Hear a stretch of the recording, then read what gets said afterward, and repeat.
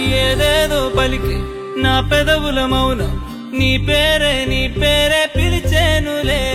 నీ పిచ్చితోనే అల్లాడే ప్రాణం నిన్నేలే తలచేను.